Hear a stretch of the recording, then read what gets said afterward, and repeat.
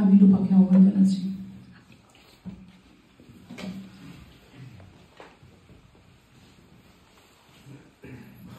ধন্যবাদ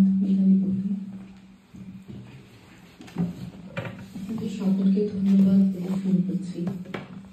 আসলে আমি কখনো ভাবিনি যে এভাবে এসে কখনো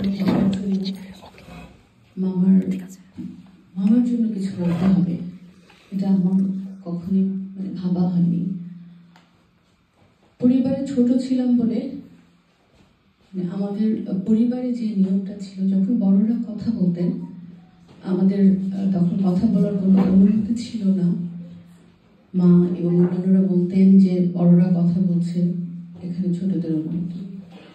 যে কারণে আমরা আমাদের মামাদেরকে প্রথম থেকে ছোটবেলায় যখন বড় হয়েছি জেনেছি যে দাউদ হায়দার, জিয়া হায়দার, রশিদ হায়দার, মাকিদ হায়দার, জাহিদ হায়দার আমাদের মামা, ভেতরে ভেতরে গর্ববোধ করেছি, কিন্তু কখনো কাউকে বলিনি বা এটা নিয়ে অহংকার করিনি। আর যখন আমার সাথে প্রথম মামার দেখা হয় কলকাতাতেই, আমি বুদ্ধি হওয়ার পর জেনেছি যে আমার একজন মামা আছেন যে অনেক বিখ্যাত এবং উনি কলকাতায় থাকেন। এবং কলকাতায় যে যখন দেখেছি, আসলে ওনার উচ্চতা তখন বোঝার মতো বুদ্ধি, বয়স বা সে জ্ঞানও আমার হয়নি। ধীরে ধীরে বড় হতে হতে মামাকে জেনেছি। এরপরে অনেক বছর পরে আমি মামাকে পেলাম, অনেক অনেক বড় হয়ে পেলাম। আমি নেদারল্যান্ডসে যখন চলে এলাম, এবং আমি এখানে আসতে পেরে যতটা না খুশি বা আমার ভালো বোধ হয়েছে, খোকন মামা, আমরা ওনাকে খোকন মামাই বলি, খোকন মামা প্রচণ্ডভাবে খুশি হয়েছিলেন যে ওনার একজন পরিবারের আপন ভাগ্নি এখানে এসেছে। সবাইকে বলেছেন যে লোপা এসেছে, আমি যেতে পারবো ওর কাছে। এবং এবার শেষবারের মতো উনি আমার ওখানে গিয়েছিলেন 24শে অগস্টে। তার আগে প্রতি বছর দুবার করে যেতেন অন্তত। এবং আমি, আমার স্বামী আসিফ আর মামা তিনজন মিলে সারা রাত গল্প, রান্না, কথা, আমরা দুজন শ্রোতা ছিলাম আর মামা শুধু বলতেন, আমরা ওনার কথা শুনতাম। এবং একটা সময় এমন হলো যে আমি চুপচাপ বসে থাকতাম, শুনতাম। আসিফ আর মামা এমন বন্ধু হয়ে গেলেন যে একদম শিশুর মতো, 18 বছরের বা স্কুল কলেজের বন্ধু যেমন হয়, ওরা দুজন সেরকম বন্ধু হয়ে গেলেন। এবং দুজন মিলে রান্না করতেন। আমি ওনাকে বলতাম যে আপনার রান্না করতে হবে না, আপনার রান্না অনেক পচা। আমি ওনাকে বলতাম, উনি বলতেন যে মামনি তুমি পারো না, সরে আসো, আমি করে দেব। এরকম করে এইসব খেলার ছলে আমরা রান্না করতাম, মজা করতাম, বেড়াতে যেতাম। আর ছবি তোলার যেহেতু ওনার ভীষণ শখ ছিল, যেখানে যেতে হয়তো 10 মিনিট লাগবে, প্রতিটা পদে পদে উনি দাঁড়িয়ে বলতেন মামনি এখানে দাঁড়াও, তোমার একটা ছবি তুলে দিই, মামনি দাঁড়াও বলতে থাকতে সেই পথ বোধ হয় 1 ঘন্টাও যেতে হতো, এমন হয়েছে। যার কারণে অনেক সময় আমি হয়তো বলতাম, একটু বকাই দিতাম মাঝে মাঝে যে আমার দেরি হয়ে যাচ্ছে, তো এইসব ছবি তো কোনো ইয়ে নেই, বলে কি এখন বুঝবে না বউ মামনি, এখনই বুঝবো না, আমি যখন চলে যাব তখন এই ছবিগুলোর অনেক মূল্য হবে। আসলেও তখন হয়তো বুঝিনি। এরপরে অগাস্টে যখন আমার ওখানে গেলেন, উনি চলে আসতে চাননি, মাত্র 3 দিনের জন্য গিয়েছিলেন, খুব অল্প সময়ের জন্য। উনি একদমই ফিরে আসতে চাচ্ছিলেন না, আমি বুঝতে পারছিলাম। আমি বললাম যে আপনি থেকে যান। আমার খালাতো বোন এসেছিলেন নিউ ইয়র্ক থেকে, ওনাকে নিয়ে ফিরতে হতো, যে কারণে উনি তাড়াতাড়ি চলে এলেন। কিন্তু উনি আসলেও একদম ফিরতেই চাননি। তারপরে ডিসেম্বরে ওনাকে না পাওয়ার আগে পর্যন্ত, হারিয়ে যাওয়ার আগে পর্যন্ত যতবার কথা হয়েছে বলেছে মামা চলে আসেন, আমার এখানে চলে আসেন। উনি বলতেন যে শীতটা একটু কমতে দাও, বুড়ো হয়েছি, এই শীতের মধ্যে যেতে পারবো। তারপরে তো আর আসতেই পারলেন না। শেষ দিন যখন কথা হলো, উনি আমরা ওনাকে মানে যেদিন থেকে হারিয়েছি 12 ডিসেম্বর থেকে তার আগের শেষ বুধবারে আমার সাথে কথা হলো। আমাকে এবং আমার স্বামী আসিফকে নিয়ে উনি একটা কবিতা লিখেছিলেন। সেই কবিতাটি লাস্ট আমাদেরকে প্রথমে বললেন যে তোমাদেরকে নিয়ে একটা কবিতা লিখেছি, শুনতে চাও না? মানে পাঠিয়ে দিব। আমি বললাম যে মামাকে পড়ে শোনান, তারপরে পাঠিয়ে দেন। উনি পড়ে শুনিয়ে তারপরে পাঠিয়ে দিলেন। সেই মামার সাথে শেষ কথা। প্রতি সোমবার আমাদের যেহেতু বন্ধ থাকে, মামা আমাদেরকে ফোন করে একদম দেশি ভাষায়, পাবনার ভাষায় বলতেন, কি বসাচ্ছ? তার অর্থ হচ্ছে আজকে কি খাচ্ছ, না আজ কি রান্না করেছ। এইভাবে মজা করতেন। কষ্ট হচ্ছে, অনেক কষ্ট হচ্ছে যে এই কথাগুলো আর কেউ বলবেন না। আমি কি রান্না করেছি মামা সেটা জানতে চাইবেন না।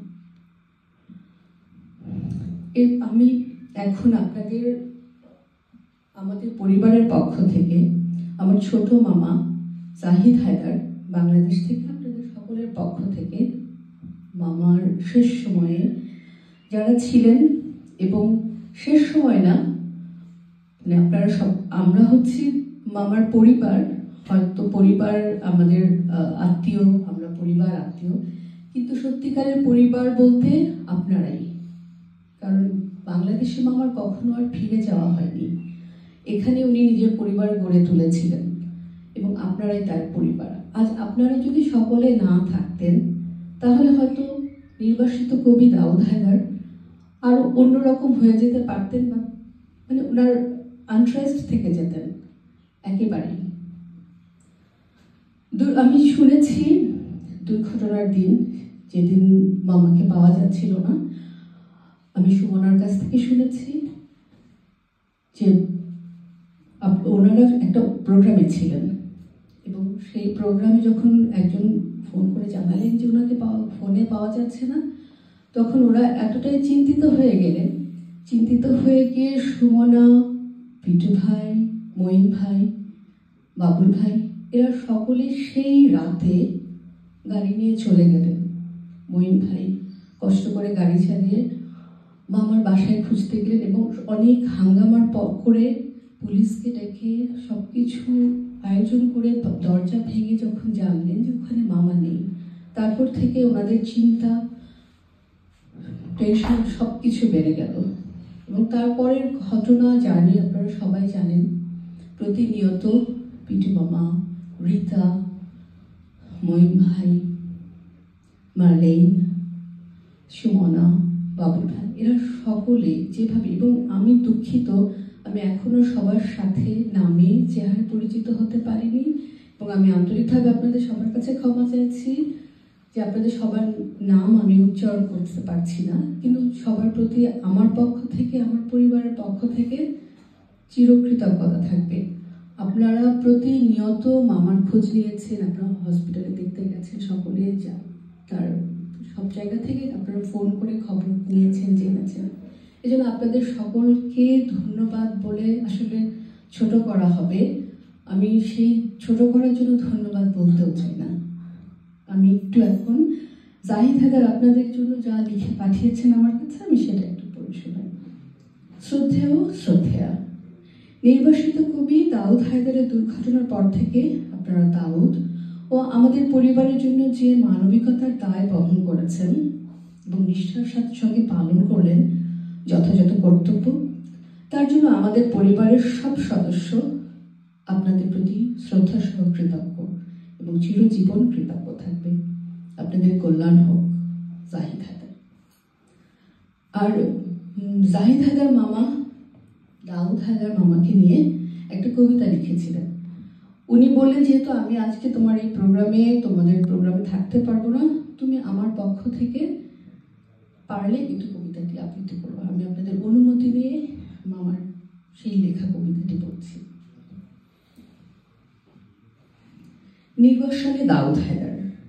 আমাদের বাড়িতে একটি গ্লোব ছিল। তুমি আর আমি কৃষ্ণ রজনীতে মোম জ্বালিয়ে ঘোরাতাম। বলতাম, সূর্যোদয় সব দেশে, রাত্রি সব দেশে। একবার যখন পৃথিবী ঘুরছিল আমাদের কিশোর হাতে, খেলার আনন্দে অক্ষরেখা ভেঙে গিয়েছিল। থেমে যাওয়া পৃথিবীর দুই দিকে বসে আমরা অপরাধ পীড়িত তখন। আর হঠাৎ বললাম, চলে ফুটবল খেলি। পৃথিবীর দুই প্রান্তে দুজন, পৃথিবী ঘূর্ণমান আমাদের পায়ে। রান্নাঘর থেকে মা বলল, কি করছিস খোকন? আমরা হাসছিলাম। খেলার উল্লাসে পৃথিবী ভেঙে গেল। গ্লোবের টুকরোয় তুমি খুঁজছিলে দেশ।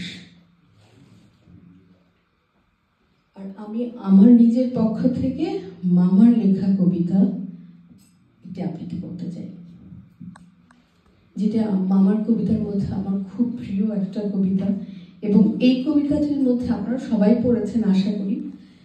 মামার দেশের জন্য যে আকুলতা ছিল, ওখানে যাওয়ার জন্য যে আকুলতা ছিল, সেটা ভীষণভাবে প্রকাশ পায়। দাউদাদের কবিতা, তোমার কবিতা। মাঝে মাঝে তোমার কথা ভাবি। আকাশে জমেছে মেঘ, বাতাসে বৃষ্টির গান। রাত্রির বড় দীর্ঘ, কিছুতেই ঘুম আর আসছে না। একবার এপাশ একবার ওপাশ, আর বিশ্ব চলাচল জুড়ে নিধির স্তব্ধতা। মাঝে মাঝে মনে হয় অসীম শূন্যের ভেতর উড়ে যাই, মেঘের মতন ভেসে ভেসে একবার বাংলাদেশে ঘুরে আসি। মনে হয় মনুমেন্টের চূড়ায় উঠে চিৎকার করে আকাশ ফাটিয়ে বলি, দেখো সীমান্তে ওই পাশে আমার ঘর, ওইখানে আমি একা, এইখানে আমি একা, ভিন দেশে। আপনাদের সকলকে ধন্যবাদ।